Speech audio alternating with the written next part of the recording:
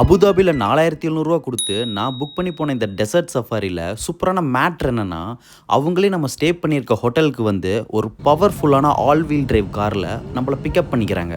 சிட்டியிலிருந்து 1.5 மணி நேரம் ட்ராவல் பண்ணி அவங்க கூட்டிகிட்டு போன இடத்துல இருந்து பார்த்தா கண்ணு கெட்டின தூரம் வரைக்கும் வெறும் மணல் தான். டூன்ஸ்ன்னு சொல்லப்படுற இந்த மிகப்பெரிய மணல் மேட்டில் எல்லாம் நம்ம சேட்டை சும்மா காரை கீழேயும் மேலேயும் விட்டு ஏற்றுனாரு பாருங்க. அள்ளு விட்டது என்னமோ உண்மைதான், ஆனால் செம்ம த்ரில்லிங்காக இருந்துச்சு.